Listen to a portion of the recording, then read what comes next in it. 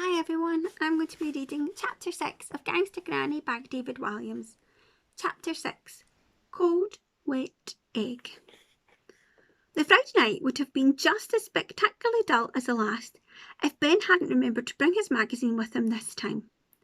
Once again, Mum and Dad dumped their only child at Granny's.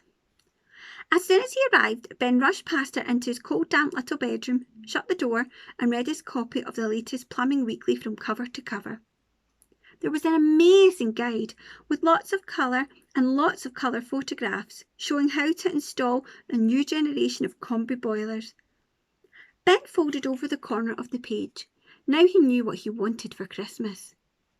Once he'd finished the magazine, Ben sighed and headed to the living room. He knew he couldn't stay in the bedroom all evening.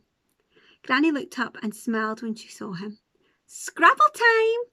she exclaimed cheerily, holding up the board. The next morning the air was thick with silence. "Another boiled egg?" said Granny, as he sat in her run-down little kitchen. Ben didn't like boiled eggs and hadn't finished the first one yet. Granny could even ruin food this simple. The egg would always come out watery, and the soldiers were always burnt to a cinder. When the old lady wasn't looking, Ben would flick the egg loop out of the window with his spoon and hide his soldiers behind the radiator. There must be a whole platoon of them back there by now. "No thanks, Granny. I'm completely full," replied Ben. "Delicious boiled egg. Thank you," he added. Murmured the old lady, unconvinced.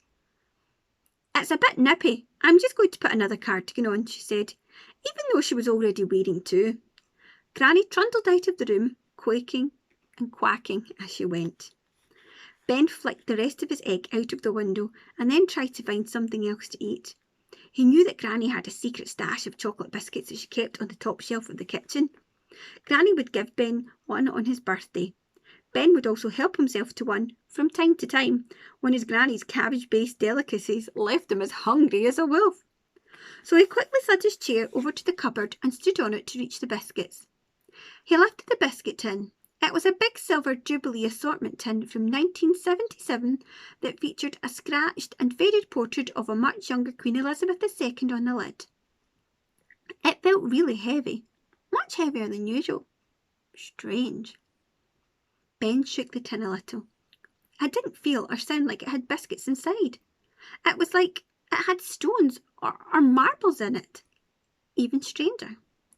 Ben unscrewed the lid. He stared. And he stared some more. He couldn't believe what was inside. Diamonds, rings, bracelets, necklaces, earrings, all with great big sparkling diamonds. Diamonds, diamonds, and more diamonds. Ben was no expert, but he thought there must be thousands of pounds worth of jewellery in the biscuit tin. Maybe even millions. Suddenly he heard Granny quacking her way back into the room. Fumbling desperately, he put the lid back on and placed the tin on the shelf. He leaped down, yanked his chair over and sat at the table. Glancing at the window, he realised that his flicked egg hadn't flown into the garden but was smeared across the glass. Granny would need a blowtorch to get that off if it dried. So he rushed over to the window and sucked the cold wet egg off of the glass and returned to his seat. It was too unpleasant to swallow it, so in a panic Ben kept it in his mouth. Granny shuffled back into the kitchen wearing her third cardigan, still quacking. "Better get your coat on, young man.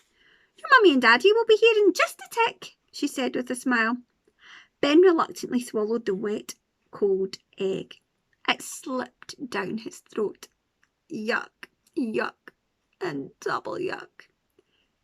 "Yes," he said, fearing he would vomit, and deposited the egg back onto the window. Scrambled. That was the end of chapter 6. I hope you enjoyed it. Bye.